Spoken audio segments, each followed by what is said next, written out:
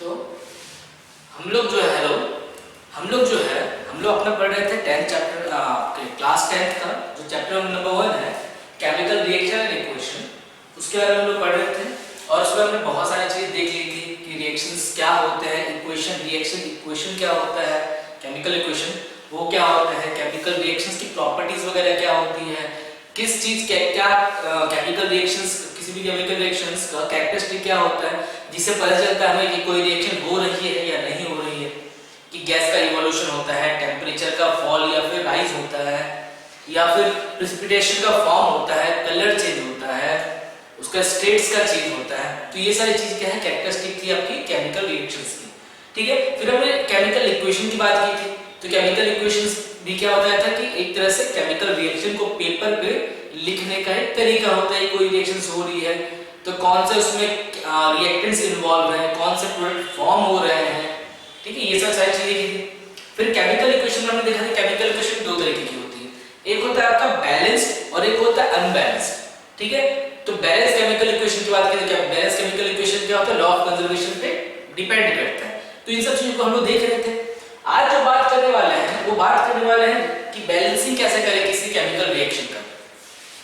ठीक है, तो आज का जो टॉपिक रहेगा वो रहेगा, और ये बहुत ही इंपॉर्टेंट टॉपिक है, इसे सीखना केमिस्ट्री में बहुत ही ज्यादा जरूरी होता है, बैलेंसिंग ऑफ केमिकल इक्वेशन।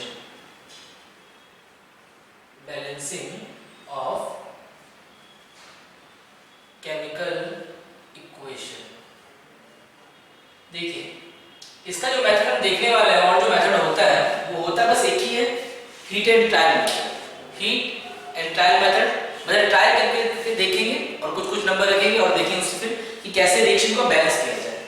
तो पहला जो हम लोग एग्जांपल लेने वाले हैं वो एग्जांपल लेने वाले हैं हम लोग, पहला एग्जांपल जो लेने वाले हैं वो है आपका कि acetylene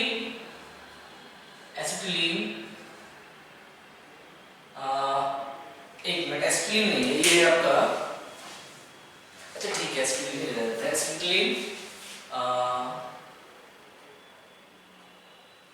burns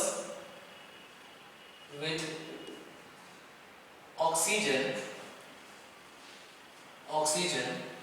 to give carbon dioxide and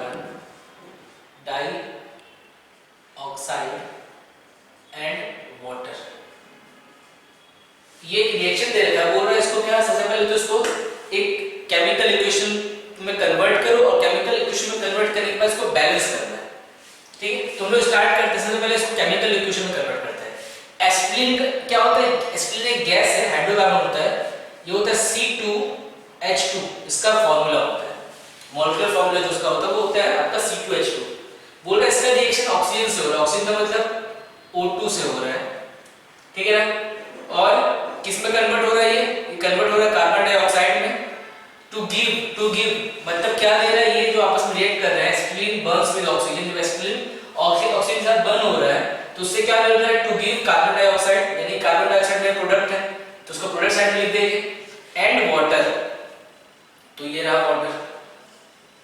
ठीक है, अच्छा एक बात और कि जब भी रिएक्शन वगैरह लिखते हैं ना तो हमें ये लिखना होता है कि रिएक्टेंट हो चाहे प्रोडक्ट हो, इसका क्या बोलते हैं, इसका जो स्टेट क्या है वो सब इंपॉर्टेंट होगा लिखना। जैसे कि यहाँ पे जो ऑक्सीजन होगा स्टेट गैसेस स्टेट में होगा, कार्बन डाइऑक्साइड जो प्रोड्यूस होगा वो भी गैसेस स्टेट में होगा, ये लिक्विड स्टेट में प्रोड्यूस होगा, और ये जो होगा ये भी गैसेस स्टेट में होगा।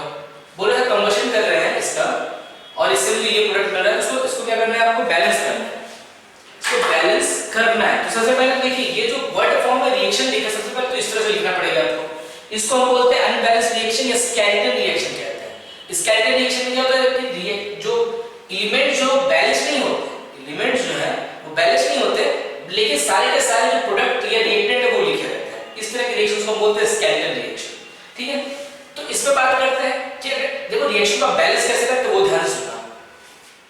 एक लाइन खींचो सबसे पहले तो, और देखो रिएक्टेंट साइड में क्या है, एक साइड में रिएक्टेंट और दूसरी साइड में प्रोडक्ट, इस तरह से लिखा जाता है प्रोडक्ट्स। ठीक है, ये लिख लिया। अब एक काम करो, देखो रिएक्टेंट साइड में क्या है, ये C2H2 है, C2H2 में और H इसमें कितना सी है, 2 कार्बन दिख रहा है, और हाइड्रोजन कितना है, 2। इसको एक साथ में लिख लिया, उसके दूसरा प्रोडक्ट क्या है, उसको अलग से थोड़ा सा लिखना। कितने ऑक्सीजन है, 2। एक बात ध्यान रहे कि रिएक्टेंट जितने भी हो ना, उनको कोशिश करें कि सारे रिएक्टेंट को अलग अलग करके लिखो। एक साथ में ऐसा नहीं कि यहाँ पे इस कार्बन लिख दिया, एक हाइड्रोजन लिख दिया, यहाँ पे ऑक्सीजन लिख दिया। जितने भी रिएक्टेंट्स उसको अलग अलग करके कोशिश करनी है, और सेम चीज प्रोडक्ट के लिए। तो इसमें जो देखा जाए तो यहाँ पे कार्बन कितना है, CO2 में 1, और ऑक्सीजन कितना है, ऑक्सीजन कितना है, 2, ठीक है। और इसमें देखते हैं H2 सर, H2 में हाइड्रोजन कितना है, 2, एंड ऑक्सीजन 1। ये हो गया। अब रिएक्शन को बैलेंस करने की कोशिश करते हैं, देखते हैं इस साइड में देखो कितने कार्बन है, 2, इस साइड में कार्बन कितने हैं, सिर्फ 1 कार्बन है, यानी रिएक्शन के अनबैलेंस है। तो अगर यहाँ पे 2 कार्बन है तो हम क्या करें, यहाँ से 2, यहाँ पे तो 1 ही कार्बन है, तो एक काम करते हैं, इस पूरे को हम 2 से मल्टीप्लाई कर देते हैं। तो 2 से जब मल्टीप्लाई करेंगे तो कार्बन कितना हो जाएगा, 2 × 1, यानी कार्बन 2 हो जाएगा, और ऑक्सीजन 2 × 2 यानी 4 ऑक्सीजन हो जाएगा। तो हाइड्रोजन तो हो गया, कार्बन तो हो गया बैलेंस। अब बात करते हैं दूसरे एलिमेंट्स की। अगर देखा जाए ऑक्सीजन इस साइड में कितना है, 4 और 1 5। ऑक्सीजन इस साइड में प्रोडक्ट साइड देखा जाए 4 और 1 5 है, जबकि यहाँ पे तो ऑक्सीजन है वो तो सिर्फ कितना है, 2 ही है। तो हमें क्या करना पड़ेगा, सोचो, हमें ऑक्सीजन को बैलेंस करना पड़ेगा। ऑक्सीजन को कैसे बैलेंस किया जाए, ऑक्सीजन को कैसे बैलेंस करें,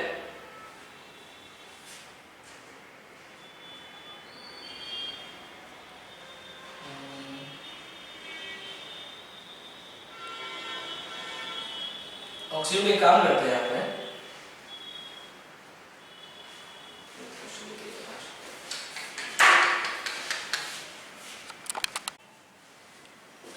हेलो एवरीवन, तो हम लोग जो है 10th क्लास का जो पहला चैप्टर है केमिकल रिएक्शन इक्वेशन, उसके बारे में कुछ पढ़ रहे थे, उसके बारे में कुछ सीख रहे थे।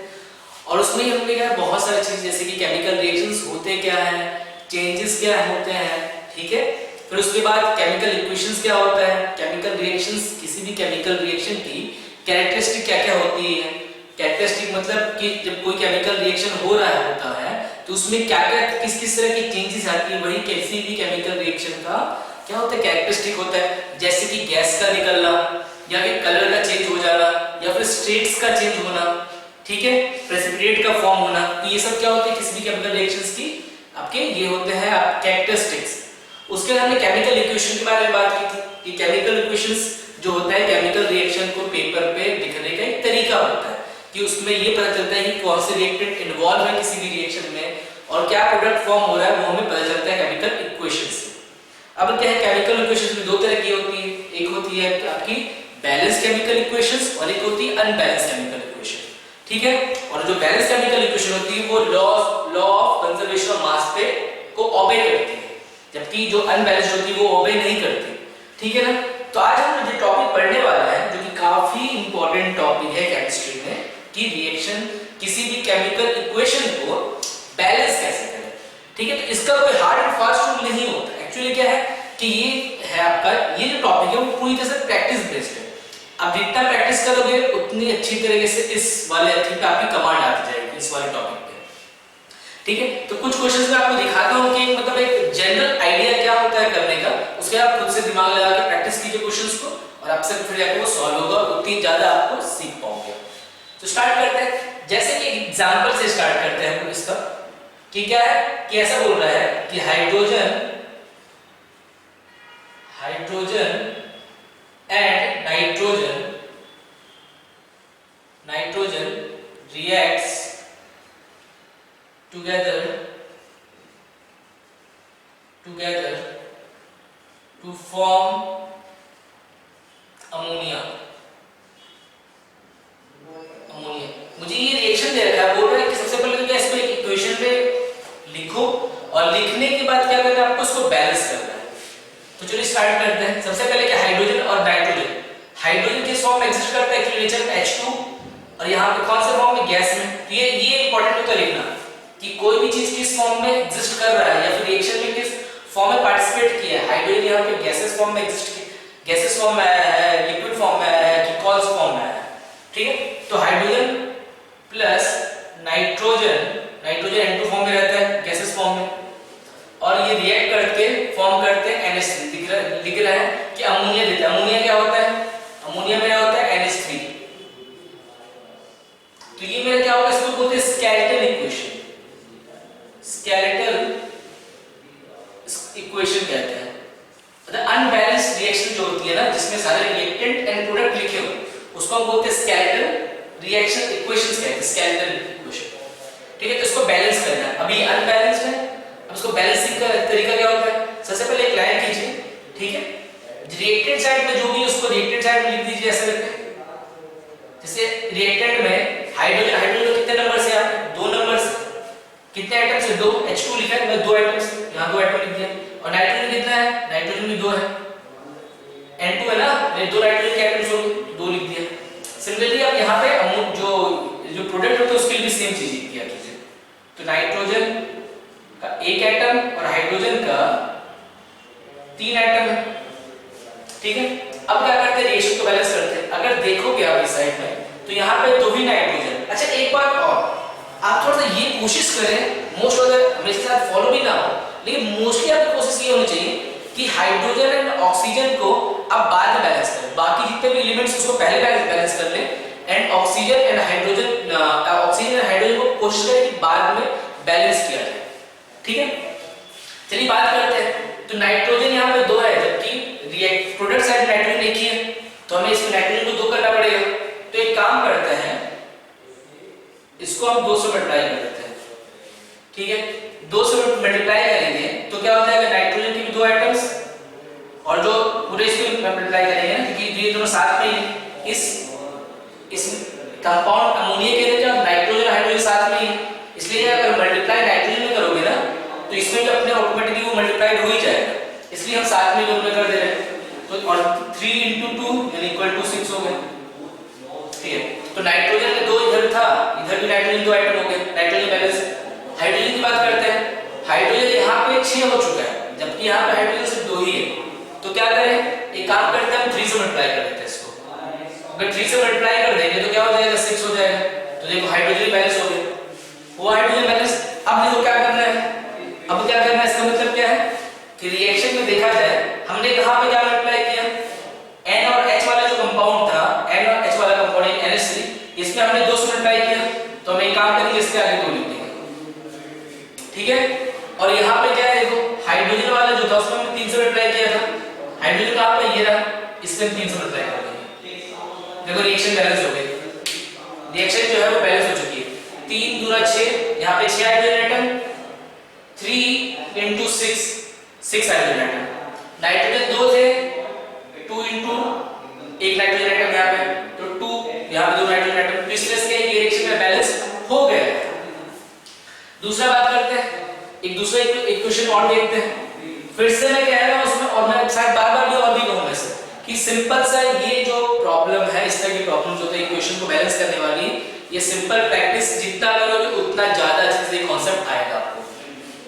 तो दूसरा एग्जांपल देखते हैं। जैसे कि मुझे दे रखा है मैग्नीशियम नाइट्राइड, इसका रिएक्शन कर दिया है वाटर के साथ, तो इससे मुझे मिल रहा है कंपाउंड, वो मिल रहा है मुझे मैग्नीशियम का हाइड्रोक्साइड प्लस अमोनिया गैस। बोला इस रिएक्शन को बैलेंस कीजिए, बैलेंस द रिएक्शन, बैलेंस। चलिए करते हैं फिर से वही बात कि रिएक्शन को सबसे पहले 2 पार्ट में तोड़ लीजिए, ठीक है। 2 पार्ट में, एक साइड रिएक्टेंट, एक साइड प्रोडक्ट। अब सुनो, देखो इस कंपाउंड में मैग्नीशियम नाइट्रोजन साथ में है, तो दोनों को साथ में लिखेंगे, मैग्नीशियम एंड नाइट्रोजन। मैग्नीशियम कितना? 3, नाइट्रोजन कितना? 2, ठीक है ना। अब H2O है तो इसको थोड़ा अलग करके लिखना, हाइड्रोजन कितना, थोड़ा सा डिफरेंस करके, ऐसा कितना? 2, ऑक्सीजन 1। चलिए ये वाली बात हो गई। सेम चीज प्रोडक्ट में कर लेते हैं। प्रोडक्ट में देखो क्या क्या है, यहाँ पे मैग्नीशियम है, ऑक्सीजन है, हाइड्रोजन है। कितना मैग्नीशियम है? 1, हाइड्रोजन ऑक्सीजन कितना है देखो O और H साथ में और इसका ट्वाइस किया हुआ है, मतलब दोनों के दो होंगे, तो 2 हाइड्रोजन भी 2 और NH3 है। NH3 में देखा जाए नाइट्रोजन और हाइड्रोजन साथ में, तो नाइट्रोजन का 1 और हाइड्रोजन का 3 एटम्स है, ये लिख दिया। ठीक है, अब आते हैं बैलेंसिंग पे। बैलेंसिंग में देखा जाए तो देखो मैग्नीशियम यहाँ कितने हैं, मैग्नीशियम यहाँ पे 3 है, जबकि इसमें जो मैग्नीशियम है वो मात्र 1 दिख रहा है और वह मैग्नीशियम है ही नहीं। ठीक है, तो मैग्नीशियम में 1 दिख रहा है, तो एक काम करते हैं इस पूरे को, क्योंकि मैग्नीशियम हमको 3 करना है तो हम पूरे को 3 से मल्टीप्लाई कर दें ताकि मैग्नीशियम 3 हो जाए। तो मैग्नीशियम 3 × 1 यानी 3 × 2 ऑक्सीजन कितना हो जाएगा, उसी टाइप पे 3 × 2 ऑक्सीजन हो जाएगा 6 एंड 3 × 2 यानी हाइड्रोजन भी हो जाएगा 6, 3 ये हो गया। अब बात करते हैं नाइट्रोजन का। नाइट्रोजन देखा जाए तो इस साइड में 2 नाइट्रोजन है और कोई दिख नहीं रहा है कभी। नाइट्रोजन इस साइड में 2 है जबकि इस साइड में मात्र 1 नाइट्रोजन है, तो हम क्या करते हैं इसको हम 2 से मल्टीप्लाई कर देते हैं। 2 से मल्टीप्लाई करेंगे 2 × 1 यानी नाइट्रोजन हो गया 2 और 2 × 3 हाइड्रोजन हो गया 6। तो देखो हाइड्रोजन नाइट्रोजन ही बैलेंस हो गया, मैग्नीशियम बैलेंस नाइट्रोजन बैलेंस। अब बात करते हैं हाइड्रोजन और ऑक्सीजन का। ऑक्सीजन देखो इस साइड में कितना है, इस साइड में ऑक्सीजन 1 है, जबकि इस साइड में देखा जाए प्रोडक्ट साइड में तो ऑक्सीजन जो है 6 है और कहीं है नहीं। तो एक काम करते हैं इसको हम 6 से मल्टीप्लाई कर देते हैं, तो 6 × 2 जा हाइड्रोजन 12 हो गया, 6 × 1 जा 6, इन ऑक्सीजन की जो है मेरा बैलेंस हो चुका है। अब आती है हाइड्रोजन की बारी। इस साइड में हाइड्रोजन की कितना है 12 और इस साइड में हाइड्रोजन, तो देखो हाइड्रोजन एक बार यहाँ पे है और एक बार यहाँ पे, यहाँ पे 6 एटम और यहाँ पे 6 एटम, टोटल मिला के हाइड्रोजन प्रोडक्ट साइड में कितना है हो गया 12, यानी इधर भी हाइड्रोजन 12 और उधर भी हाइड्रोजन 12। इसका मतलब रिएक्शन क्या होगी, बैलेंस होगी। ठीक है, तो अब इसको बैलेंस करके जो लिखना होगा वो लिखते हैं। कैसे लिखेंगे, जैसे कि हमने क्या किया NOH वाले पे हमने किससे मल्टीप्लाई किया 3 से, इसका मतलब क्या है हम यहाँ पे 3 से मल्टीप्लाई करते हैं ऐसे। ठीक है, उसके बाद देखो H और O वाला कंपाउंड कौन सा है H2, इसमें हमने किससे बैलेंस मल्टीप्लाई किया था 6 से, तो इसके आगे 6 लिख देंगे। उसके बाद देखिए ये रहा N और H वाला कंपाउंड, ये अमोनिया, उसमें हमने किससे मल्टीप्लाई किया था 2 से, तो इसके आगे 2 लिख देंगे, हमारा रिएक्शन जो है वो बैलेंस हो गया। तो इस तरीके से रिएक्शंस को बैलेंस करना होता है। एक दो क्वेश्चंस और देखते हैं थोड़ा सा अच्छा, ठीक है, फिर आगे बढ़ते हैं। कुछ एक एग्जांपल और देखते हैं हम लोग, जैसे कि हाइड वाटर वाला, ठीक है ना, कि H2 plus oxygen gas, H2 gas plus oxygen gas जब आपस में रिएक्ट करता है तो इससे मुझे मिलता है वाटर लिक्विड स्टेट में। ठीक है, ये रिएक्शन दे रहा है, ये रिएक्शन बैलेंस देखिए, तो यहाँ इस साइड में 2 हाइड्रोजन है, इस साइड में 2 हाइड्रोजन है, तो हाइड्रोजन तो बैलेंस है, लेकिन ऑक्सीजन यहाँ पे 2 है, लेकिन ऑक्सीजन इस साइड में सिर्फ 1 है, तो ऑक्सीजन के एटम जो बैलेंस नहीं, यानी ये एक अनबैलेंस्ड रिएक्शन, ये इसको बोलते हैं स्केलेटल इक्वेशन, स्केलेटल। तो इसको सॉल्व करते हैं, इसको बैलेंस करने की कोशिश करते हैं। तो सबसे पहले क्या करना है, फिर से वही वाली बात कि आपको रिएक्टेंट एंड प्रोडक्ट साइड में जितने भी एटम्स जिसके दे रखे हैं उसको अलग अलग करके लिख लें। ये रहा ऑक्सीजन कितने हैं 2 और प्रोडक्ट साइड में हाइड्रोजन तो कितने हैं 2 और ऑक्सीजन कितना है 1। ठीक है, हमें क्या करना पड़ेगा, ऑक्सीजन इस साइड में 2 है जबकि इधर ऑक्सीजन जो है सिर्फ और सिर्फ 1 है, तो एक काम करते हैं इसको 2 से मल्टीप्लाई कर देते हैं। 2 से मल्टीप्लाई करेंगे तो 2 × 2 हाइड्रोजन हो जाएगा 4 एंड ऑक्सीजन हो जाएगा 2। ठीक है, तो ऑक्सीजन 2 हो गया, ऑक्सीजन तो बैलेंस हो गया, लेकिन हाइड्रोजन तो अनबैलेंस हो गया ना, पहले हाइड्रोजन 2 था और इधर भी हाइड्रोजन 2 था, तो उस टाइम हाइड्रोजन बैलेंस था, लेकिन अभी क्या चेंज हो गया, इधर 4 हाइड्रोजन हो गया और इधर सिर्फ 2 ही हाइड्रोजन। तो एक काम करते हैं, कोई बात नहीं, इसको हम क्या करते हैं 2 से मल्टीप्लाई कर देते हैं। तो 2 से मल्टीप्लाई करेंगे तो क्या हो जाएगा 4 हो जाएगा, यानी हाइड्रोजन भी क्या हो गया 4, ये बैलेंस हो गया। तो अब हम क्या करेंगे, जहां जहां पे हमने मल्टीप्लाई किया है वहां पे वो सब नंबर्स लिख देंगे। जैसे हाइड्रोजन के साथ हमने क्या मल्टीप्लाई किया, ये 2 मल्टीप्लाई किया तो इसके आगे 2 लिख देंगे। ऑक्सीजन के साथ कुछ किया क्या, कुछ नहीं किया, इसको वैसे वैसे छोड़ दो। और यहाँ पे देखो H और O वाला NaH2, इसमें हमने क्या किया 2 से मल्टीप्लाई किया था, तो इसका मतलब रिएक्शन बैलेंस। ठीक है, और देखते हैं थोड़ा सा, जैसे कि आपका होता है कि मैग्नीशियम है, इसका रिएक्शन जब HCl से करते हैं तो ये फॉर्म करता है magnesium chloride MgCl2 and H2 gas release होती है। ठीक है ना, इसमें H2 गैस जो वो रिलीज होती है, तो इस रिएक्शन को बैलेंस करने की कोशिश करते हैं। ठीक है, चलिए फिर से वही आते हैं, यहाँ मैग्नीशियम है। अच्छा, मैग्नीशियम को क्या सॉलिड स्टेट में, HCl अब गैसीय स्टेट में रहता है। ठीक है, ये MgCl2 का क्या बनता है, अच्छा MgCl2 का यहाँ प्रेसिपिटेट बनता है, सॉल्ट बनता है। ठीक है ना, तो इसका सॉलिड बन जाता है सॉलिड स्टेट में, और ये क्या होते हैं आपके, ये एक्चुअली एक्वस स्टेट में आ जाता है,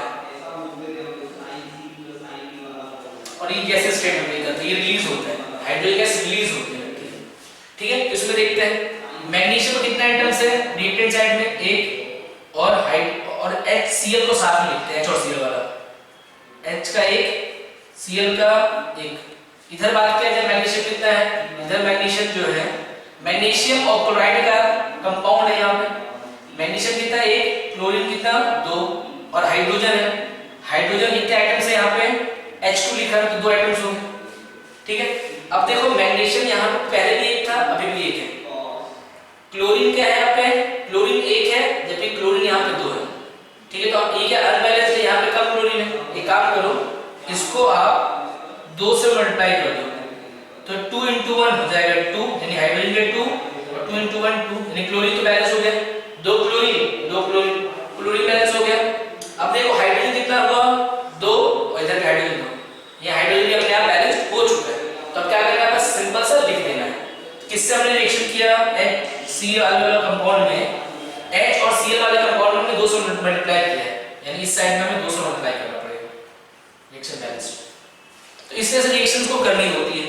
देखिए, अब ये वाली बात हो गई, अब एक स्पेशल केस थोड़ा पढ़ रहे हैं, और फिर ठीक है एक स्पेशल केस पढ़ने वाला है। क्या एक स्पेशल केस है, special case of balancing of combustion reaction of hydrocarbon,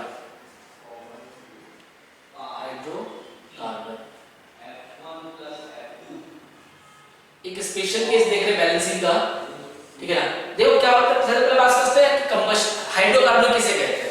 hydrocarbon मतलब ऐसे कंपाउंड जो सिर्फ हाइड्रोजन और कार्बन से बने हो, जैसे कि CH4, इसमें देखो क्या क्या है, कार्बन और हाइड्रोजन है, C2H2, C2H6, C2H4, C3H8,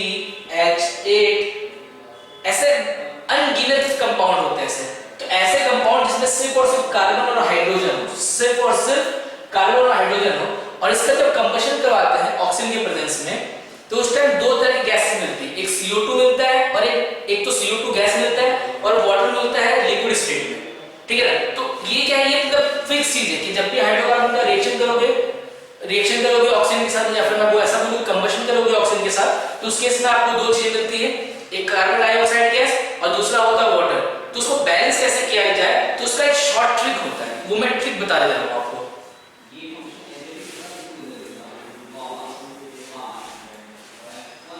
ठीक है, जैसे कि मान लो कि एक हाइड्रोकार्बन है, हाइड्रोजन और कार्बन से बना कार्बन कंपाउंड को ही हाइड्रोकार्बन बोलते हैं। मान लो उस हाइड्रोकार्बन में जो कार्बन की संख्या है वो X है और हाइड्रोजन की संख्या Y है। ठीक है ना, ये समझ लो क्या है, मतलब कहने का मतलब जैसे कि CH4, तो CH4 में देखो कार्बन कितना 1 है ना, यानी यहाँ पे अगर इससे कंपेयर करूं, यानी X इक्वल टू कितना हो गया 1 और Y इक्वल टू कितना हो गया 4। ठीक है, इस तरीके से कि कार्बन की संख्या 1 और हाइड्रोजन की संख्या 4, जैसे कि यहाँ पे है, वैसे ही X और Y मान लो। उसका रिएक्शन ऑक्सीजन से करते हैं, ऑक्सीजन से कंबशन करवाते हैं, थोड़ा सा ज्यादा लिख लेते हैं, ऑक्सीजन से कंबशन करवाते हैं इसका, तो इससे मुझे कंपाउंड देखो फिक्स कंपाउंड क्या मिलेगा, कार्बन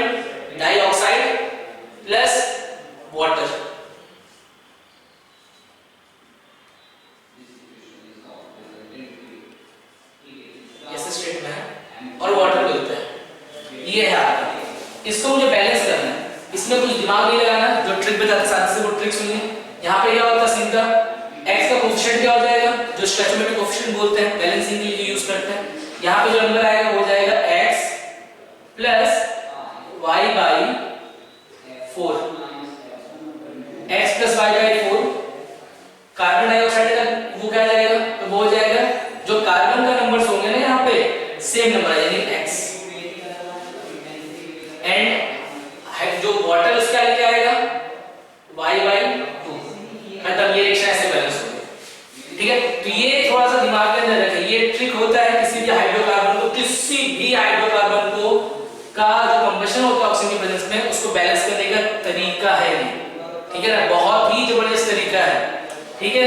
जैसे कि एग्जांपल लेके समझते हैं इस चीज को, जैसे कि मान लीजिए मुझे दे रखा है C2H2 मुझे दे रखा है, सपोज कीजिए C2H2 दे रखा है, इसका रिएक्शन बोल रहा है कि इसका जब कंबशन करवाए, इसका जब कंबशन करवाए तो सबसे पहली बात तो मिलेगा क्या प्रोडक्ट। तो मैंने बताया कि कोई भी हाइड्रोकार्बन है अगर उसका कंबशन होता है ऑक्सीजन के प्रेजेंस में तो एक दो ही प्रोडक्ट मिलेंगे, carbon dioxide gas and water. हाँ, लेकिन इसका नंबर क्या होगा, इसका बैलेंस कैसे करेंगे, तो बैलेंसिंग में देखो क्या बताया था कि क्या होता है यहाँ पे x प्लस y बाई 4 होता है। x कितना कंपेयर किया जाए, x कितना 2 एंड y कितना, y कितना, y क्या होता है हाइड्रोजन के नंबर्स, हाइड्रोजन के नंबर्स कितने हैं यहाँ पे 2, डिवाइड बाई 4 से डिवाइड कर देना है, 4 से डिवाइड कर देना है। और यहाँ पे जो आता है यहाँ पे x होता है, x क्या है यहाँ पे देखो ये 2, ठीक है। कार्बन के नंबर x कितना 2 है तो 2 लिख दिया। और यहाँ पे क्या होता है हाइड्रोजन H2 क्या होता है y बाई 2, तो y कितना है 2, तो 2 डिवाइड बाई 2 यानी 1, ठीक है। यहाँ पे करते हैं, यहाँ पे कर 2 2, ठीक है। तो यहाँ पे जो नंबर आ गया है ये कितना हो गया 2 plus 1 by 2 which is equal to 2 into 2 4 plus 1 5 by 2 हो गया, ठीक है। देखो एक बात याद रखना कि जब इक्वेशंस लिखने हो ना तो इसको थोड़ा रफ में करना, ये सारी चीजें रफ में कर लेना और लास्ट में आके इसको लिख देना है, ठीक है। ऐसा नहीं कि वहीं पे आप जैसे मैंने कट करना स्टार्ट कर दिया वैसा नहीं करना है आपको अलग से खुद से साइड में थोड़ा लिख लेना, उसके बाद डायरेक्टली वहां लिख देना 5 बाई 2। इसका मतलब क्या है, रिएक्शन क्या होगा C2H2 प्लस कितना 5 बाई 2 यहाँ पे नंबर आएगा यानी 5 by 2 O2 gives out 2 CO2 plus 1 तो लिखा नहीं आता तो H2 लिख दो सिंपली, ठीक है। अब देखो यहाँ 5 बाई 2 अच्छा नहीं लग रहा है तो एक काम करते हैं हम पूरे रिएक्शन क्या करते हैं 2 से मल्टीप्लाई कर देंगे पूरे रिएक्शन को। तो 2 से अगर मल्टीप्लाई करेंगे रिएक्शन को, अगर रिएक्शन को 2 से मल्टीप्लाई कर देंगे तो क्या हो जाएगा कि 2C2H2 प्लस जब यहाँ पे 2 से मल्टीप्लाई करेंगे तो 2 कैसे कर देंगे दूसरे को, तो अलग से 5, तो 5O2 gives out 2 से इसको मल्टीप्लाई करेंगे तो 4CO2 गैस प्लस 2H2। तो ये रिएक्शन इस तरह से बैलेंस होती है, ठीक है। तो ये रिएक्शन को इस तरह से बैलेंस करते हैं। तो फिर से समझिए कि इसको क्या किया हमने, इस बात चीज को बहुत ढंग से समझे, ये काफी इंपॉर्टेंट पार्ट है, काफी इंपॉर्टेंट, बहुत इजी होता है रिएक्शन को बैलेंस करना। कब कौन से रिएक्शन को बैलेंस करना, जब हाइड्रोकार्बन्स इन्वॉल्व हों और उसको कंबशन कर रहे हों तब, ठीक है। आगे बढ़ते हैं, अब बात करते हैं थोड़ा सा रिएक्शंस के टाइप्स की, ठीक है। Types of reaction, types of reaction, reactions के टाइप की बात करते हैं।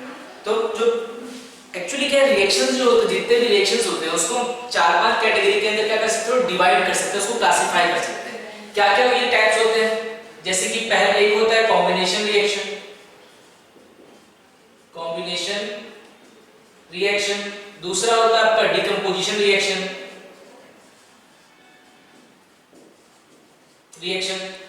तीसरा आपका होता है डिस्प्लेसमेंट रिएक्शन,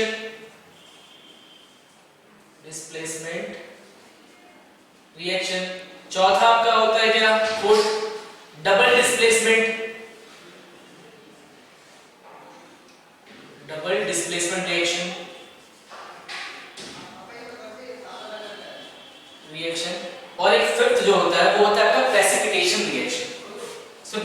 स्टेट्स बनते हैं,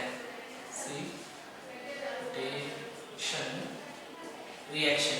ये मेनली 5 तरह के रिएक्शंस होते हैं, इस पे एक एक करके हम लोग देखते हैं। तो पहला स्टार्ट करते हैं अपने कॉम्बिनेशन रिएक्शन से। कॉम्बिनेशन रिएक्शन ये क्या है भाई? तो ये ऐसा रिएक्शन होता है जिसमें क्या होता है कि दो या दो से ज्यादा जो कंपाउंड्स है या दो से ज्यादा केमिकल सब्सटेंस आपस में रिएक्ट करते हैं और उससे एक सिंगल प्रोडक्ट मुझे मिलता है। तो इस तरह के रिएक्शन को हम कॉम्बिनेशन रिएक्शन कहते हैं। इसमें क्या होता है? रिएक्शन इन विच टू और मोर substance react together to form a single product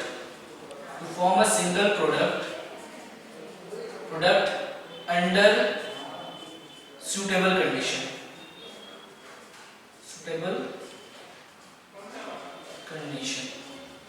ठीक है, अंडर सुटेबल कंडीशन में क्या होता है? दो या दो से ज्यादा सब्सटेंस आपस में, केमिकल सब्सटेंस आपस में रिएक्ट करते हैं और उससे मुझे कितना प्रोडक्ट मिलता है? एक सिंगल प्रोडक्ट मिलता है। तो इस तरह के रिएक्शंस को हम क्या बोलते हैं? कॉम्बिनेशन रिएक्शंस कहते हैं। एग्जांपल जैसे कि कॉम्बिनेशन रिएक्शन के एग्जांपल की बात करें, जैसे कि आपका मान लीजिए कि कोल का बर्निंग ऑफ कोल कह देते हैं, बर्निंग ऑफ कोल। जैसे कि ये रहा कोल, उसका रिएक्शन मैंने O2 से कर दिया तो मुझे मिलता है क्या? CO2। ठीक है, तो देखिए कार्बन और ऑक्सीजन आपस में रिएक्ट किए, इसमें CO2 गैस मिली, कार्बन डाइऑक्साइड गैस। और क्या एग्जांपल्स होते हैं? जैसे कि हाइड्रोजन गैस है, इसका रिएक्शन कर दिया मैंने क्लोरीन गैस के साथ, Cl2। क्लोरीन गैस के साथ इसका रिएक्शन किया। ये रिएक्शन जो होती है सनलाइट के प्रेजेंस में होती है, लाइट के प्रेजेंस में होती है ये रिएक्शन। और क्या मिलता है मुझे? इससे मिलता है HCl गैस मिल जाता है। ठीक है, तो HCl गैस मिल जाता है। सिमिलरली आपका जैसे कि NO ये भी एक गैस है, इसका रिएक्शन O2 से हो जाए तो इसका नाम क्या होता है? Nitric oxide gas. इसका नाम होता है नाइट्रिक ऑक्साइड इसका नाम होता है। उसका रिएक्शन O2 से हो रहा है और जो कंपाउंड बनता है वो बनता है आपका NO2। ठीक है, इसको बोलते हैं नाइट्रोजन डाइऑक्साइड। अच्छा, ये भी कैसे स्टेट में रहता है? Nitrogen dioxide. ठीक है, इसकी बात करें, चाहे ऑक्सीजन हो या फिर नाइट्रिक ऑक्साइड, ये दोनों के दोनों गैसेस जो रहते हैं आपके कलरलेस गैसेस है। ठीक है ना, दीज आर कलरलेस। लेकिन जब नाइट्रोजन डाइऑक्साइड गैस बनता है तो उस केस में जो ये कलर हो जाता है, जो फ्यूम्स निकलते हैं, जो गैस आप देखोगे रिएक्शन होने के बाद जो गैस दिखाई देता है निकलते हुए, वो गैसेस कैसे दिखता है? वो ब्राउन रेडिश ब्राउन कलर का वो एक गैस होता है, रेडिश ब्राउन कलर का गैस होता है, रेडिश ब्राउन गैस। इस कलर का गैस निकल लगता है और ये किसका होता है? एक्चुअली नाइट्रोजन डाइऑक्साइड का फ्यूम्स निकल लगता है। तो इससे पता चलता है भाई हाँ ये रिएक्शंस हो रही है। तो इस तरह के रिएक्शंस जो भी जितने भी हैं, जिसमें क्या होता है दो या दो से ज्यादा सब्सटेंस आपस में रिएक्ट करते हैं और उससे मुझे क्या मिलता है? एक सिंगल प्रोडक्ट मिलता है। इस तरह के रिएक्शंस को क्या बोलते हैं? कॉम्बिनेशन रिएक्शंस कहते हैं। ठीक है, तो ये कॉम्बिनेशन रिएक्शंस हो गए और इसके ढेरों एग्जांपल्स है कॉम्बिनेशन रिएक्शंस के, जो कि हम देखते हैं। ठीक है, एक और ऐसे रिएक्शन होता है फोर्थ, कैल्शियम ऑक्साइड है, इसको क्विक लाइम भी कहा जाता है। दिस इज कैल्शियम ऑक्साइड, इसको क्विक लाइम भी कहते हैं, क्विक लाइम। इसका रिएक्शन जब हम वाटर से करते हैं तो बनता है CaOH ट्वाइस, बन जाता है। इसको बोलते हैं कैल्शियम ऑक्साइड, कैल्शियम हाइड्रोक्साइड बोलते हैं, कैल्शियम हाइड्रो ऑक्साइड कहते हैं। ठीक है ना, और इसका जो मतलब कॉमन नेम होता है वो होता है स्लैग लाइम होता है। और साथ में क्या होता है कि इसके साथ में बहुत ही एनर्जी रिलीज होती है लार्ज साथ में एनर्जी भी रिलीज होती है। ठीक है, तो इसका मतलब क्या, ये एक रिएक्शन एक्सोथर्मिक रिएक्शन क्योंकि एनर्जी रिलीज हो रही है। तो ये सब आपका क्या हो गया, आपका क्या हो गया, ये सब के सब क्या आपके कॉम्बिनेशन रिएक्शंस है। एक दूसरे टाइप का रिएक्शंस देखते हैं। एक दूसरे टाइप का रिएक्शन और होता है, वो होता है आपका डिकम्पोजिशन रिएक्शन। डिकम्पोजिशन रिएक्शन ये क्या होता है भाई, it is a type of reaction, ठीक है ना, it is a type of reaction in which a single reactant splits into two or more products,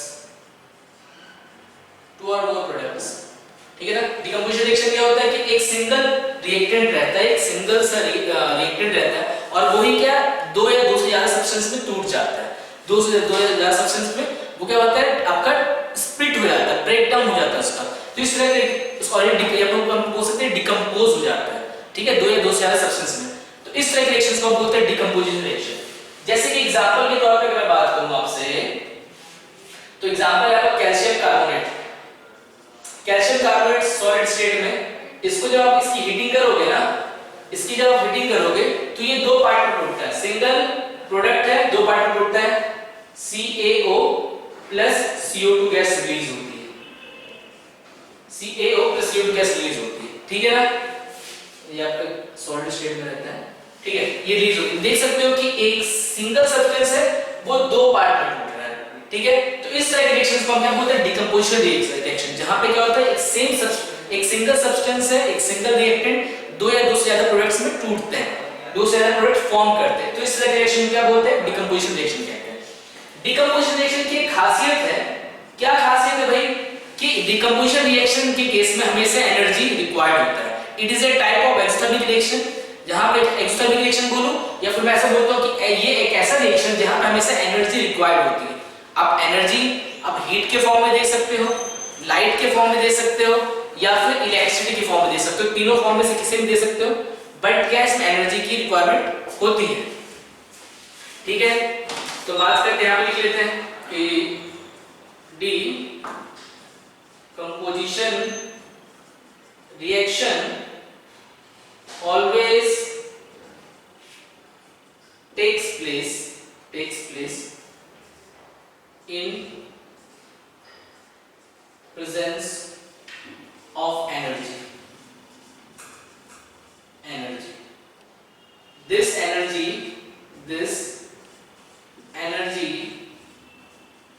can be given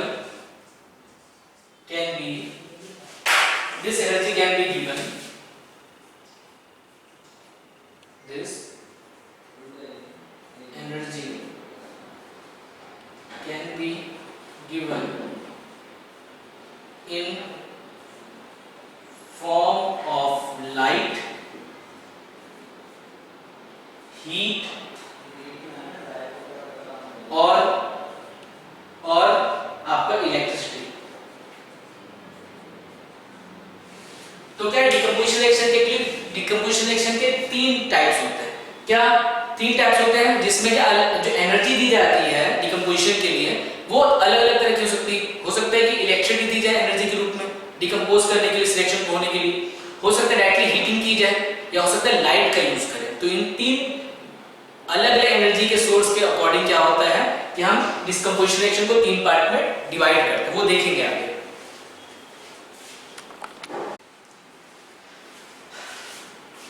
decomposition reaction में बात कर रहे थे, उसमें देखते हैं कि डिकम्पोजिशन रिएक्शन के तीन टाइप्स होते हैं। कौन कौन से?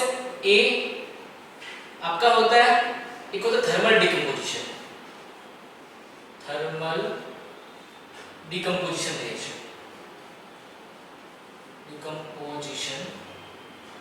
रिएक्शन, ठीक है।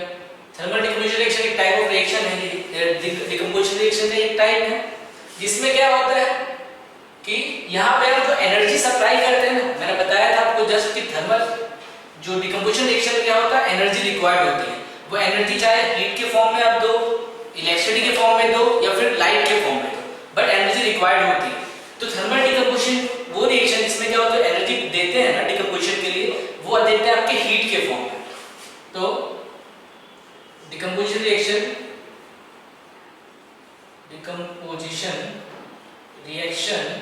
Is carried by giving heat, ठीक है, हीट करके हम क्या करते हैं, इसको थर्मल डिकम्पोजिशन करते हैं। अच्छा, हीट का देखो एक सिंबल होता है, हीटिंग का एक सिंबल होता है, हम लोग डेल्टा से डिनोट करते हैं, इस बात का ध्यान रखें, ठीक है। जैसे इसका एग्जांपल है आपकी अगर बात कर रहे हैं, जैसे कि कैल्शियम कार्बोनेट, अभी थोड़ी देर पहले इसके बारे में बात किया था, कैल्शियम कार्बोनेट CO3 होता है कैल्शियम कार्बोनेट।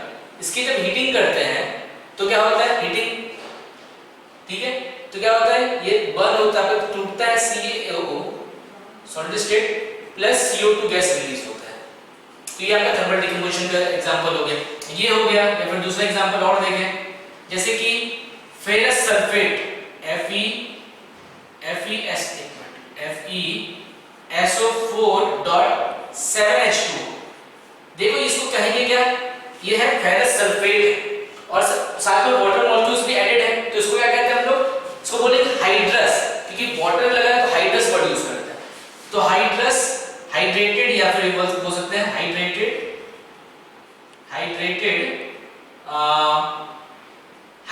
या हाइड्रस, आप दोनों वर्ड यूज कर सकते हो, हाइड्रस यूज करते हैं हम लोग, हाइड्रस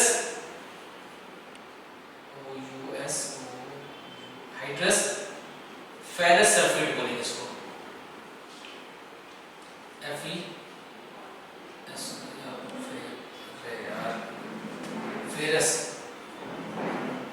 फेरस सल्फेट।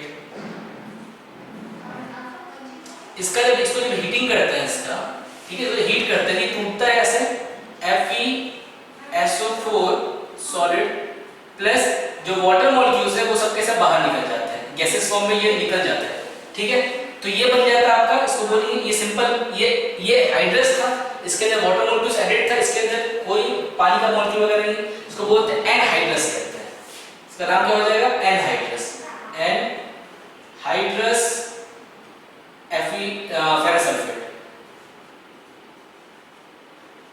सल्फेट या सिंपली आप फेरस सल्फेट भी बोल सकते हो, ठीक है, सिंपली फेरस सल्फेट भी बोल सकते हैं।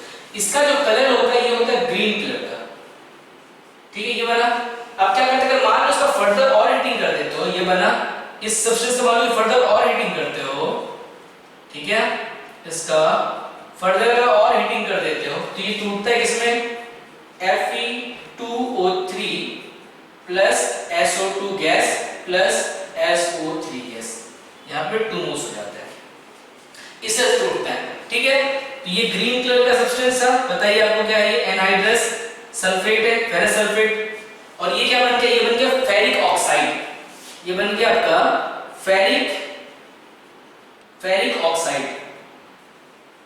ये जो होता है, ये होता है आपका रेडिश ब्राउन कलर का गैस होता है, ये रेडिश ब्राउन कलर का कंपाउंड बनता है,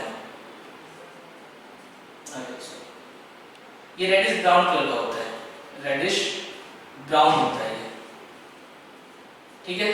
ये और ये इसको बोलते हैं सल्फर डाइऑक्साइड। इसकी अगर बात करें, सल्फर डाइऑक्साइड गैस है, गैसेस स्टेट मिलते हैं। इसकी अगर बात करें तो ये इसका जो स्मेल होता है ना, ये स्मेल जो होता है, ये सल्फर के बर्निंग का स्मेल होता है। बर्निंग और सल्फर जो होता है उसकी टाइप का स्मेल होता है, बर्निंग सल्फर स्मेल, उसका स्मेल होता है। और साथ में आपका सल्फर ट्राइऑक्साइड गैस मिलता है, सल्फर ट्राइऑक्साइड गैस भी आपको मिलता है, ये होता है।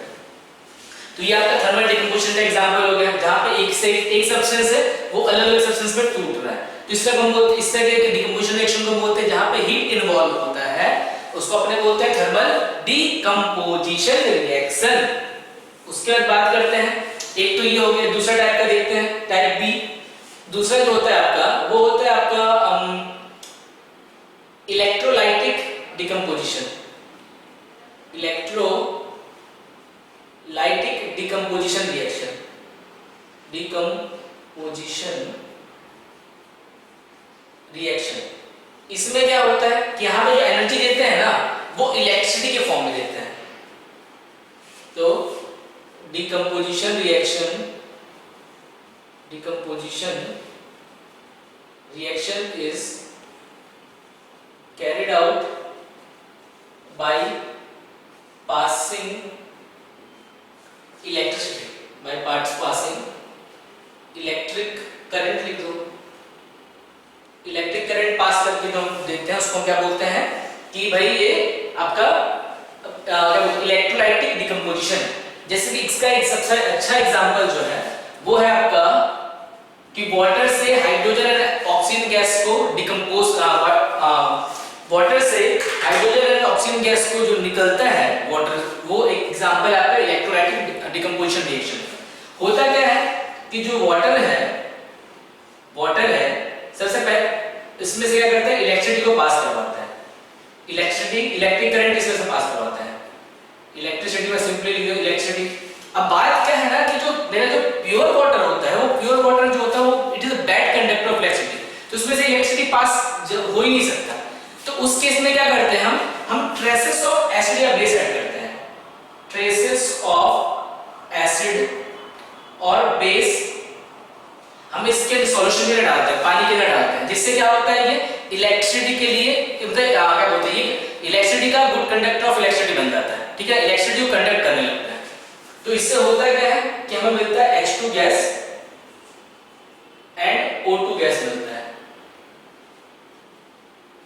ठीक है, ये जो मिलता है ये हमें मिलता है आपका कैथोड पे, और ये जो O2 गैस मिलता है वो हमें मिलता है एनोड पे। ठीक है, ये बात हम ध्यान में रखें कहां पे क्या चीजें मिलती है।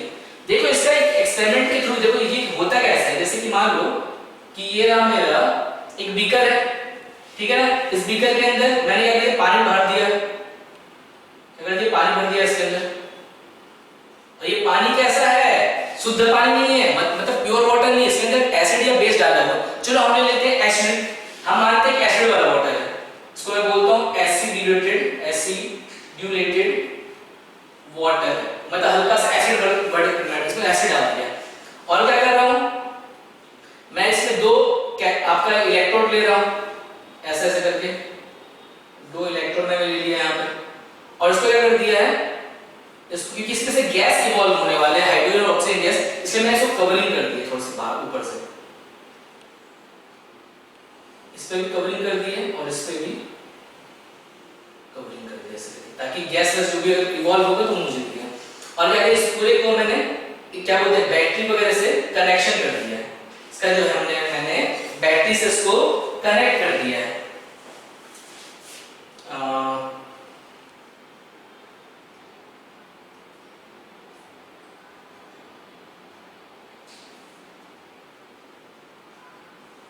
ये वायर दिखाने के लिए मैं ऐसे कर दे रहा हूं, ये रहा मेरा, ये मेरा क्या है, ये बैटरी है, this is what, this is my battery, ये बैटरी है। ठीक है, ये क्या है, अब जब इससे रिएक्शन वगैरह करेंगे तो इसको मैं बोल रहा हूं कि यहाँ पे क्या होता है, यहाँ ऑक्सीजन गैस इवॉल्व होगा। ठीक है ना, ये मेरा ऑक्सीजन गैस है, डिनोट कर रहा हूं, ऑक्सीजन गैस निकल रहा है। ऑक्सीजन का गैस कहां निकलता है, एनोड पे। तो ये मेरा कैसा वर्क करेगा, ये वाला जो टर्मिनल है, ये टर्मिनल मेरा बिहेव करेगा एज एनोड के रूप में, एनोड के रूप में बिहेव करेगा। ठीक है ना, और इसका जो चार्ज होगा इस पे ये नेगेटिव होगा, मतलब this is my negative terminal. ठीक है, एक बात और ध्यान रखें कि एनोड मतलब नेगेटिव टर्मिनल ही होगा, ऐसा रटना है प्लीज, ऐसा रटे ना, ऐसा कुछ नहीं होता कि एनोड मतलब नेगेटिव टर्मिनल ही होगा और कैथोड मतलब पॉजिटिव टर्मिनल होगा, ऐसा कुछ नहीं होता। ठीक है, तो बस ये है कि यहाँ पे ये नेगेटिव टर्मिनल है। एट द सेम टाइम पे यहाँ पे भी जो ये दूसरा इलेक्ट्रोड है, यहाँ पे भी क्या होता है, दूसरा गैस प्रोड्यूस होगा। ठीक है ना, ये प्रोड्यूस होता है आपका H oxygen hydrogen gas, hydrogen gas, और हाइड्रोजन गैस जहां प्रोड्यूस हो रहा है वो क्या मेरा, वो कैथोड होता है। तो दिस ये वाला जो है, जो आपका ये है क्या बोलते हैं इलेक्ट्रोड है, इट इज माय कैथोड, और ये मेरा क्या होता है नेगेटिव, ये मेरा पॉजिटिव टर्मिनल होता है, पॉजिटिव ठीक है, और इससे मेरा दोनों अलग अलग इलेक्ट्रोड पे अलग अलग गैसें मुझे मिल जाती है। तो ये रिएक्शन ये हो रही होती है। ठीक है, आगे बात करते हैं। तो सबसे अच्छा एग्जांपल तो आपके जो इलेक्ट्रोलिसिस का वो यही है कि जब वाटर एसिडिलेटेड मतलब ट्रेसेस ऑफ एसिड या बेस ऐड किया हुआ वाटर में जब इलेक्ट्रिसिटी पास करवाता है तो वो हाइड्रोजन गैस और ऑक्सीजन गैस में डिकम्पोज हो जाता है। तो ये मेरा एग्जांपल है आपका इलेक्ट्रोलाइटिक डिकम्पोजिशन रिएक्शन का। एक थर्ड जो होता है आपका सी, अगर मैं बात करूं तो सी आपका होता है क्या कि फोटोलाइटिक, इसका नाम जो होता है वो होता है आपका फोटो डिकम्पोजिशन। एक होता है आपका photo decomposition, photo decomposition, photo decomposition reaction. Photo decomposition reaction में क्या होता है, इसमें लाइट की यूज की जाती है। ठीक है ना, तो light is used to carry out this decomposition reaction,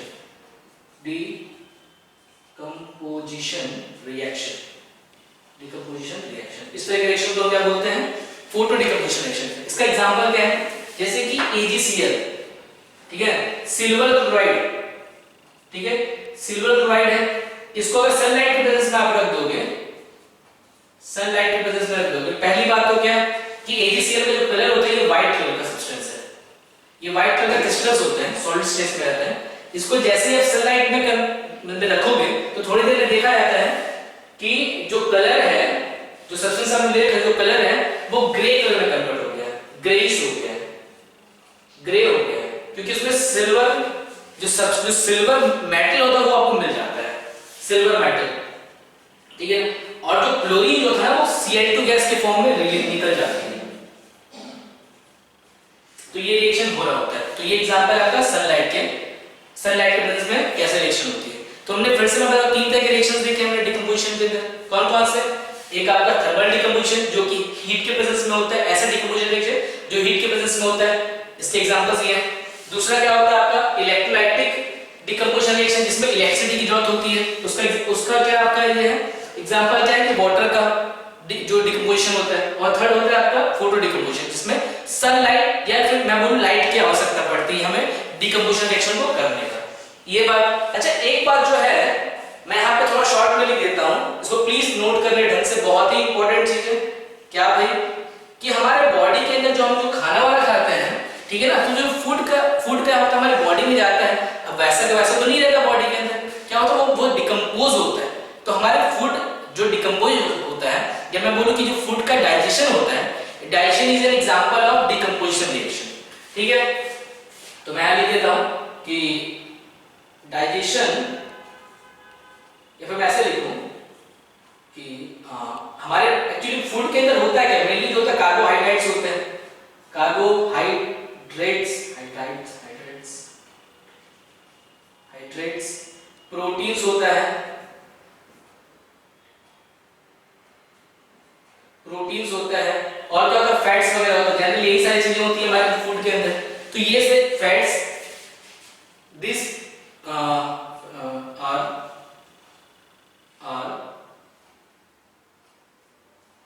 parts of food which decompose during digestion। कहने का मतलब क्या है कि जो हमारा डाइजेशन का जो प्रोसेस है वो भी क्या होता है, एक तरह का डिकम्पोजिशन रिएक्शन का ही एग्जांपल है। तो आज के लिए इस लेक्चर को यहाँ पे हम रोकते हैं, ठीक है, और बाकी चीजें हम नेक्स्ट लेक्चर में देखेंगे, बट प्लीज रिवीजन ढंग से करें।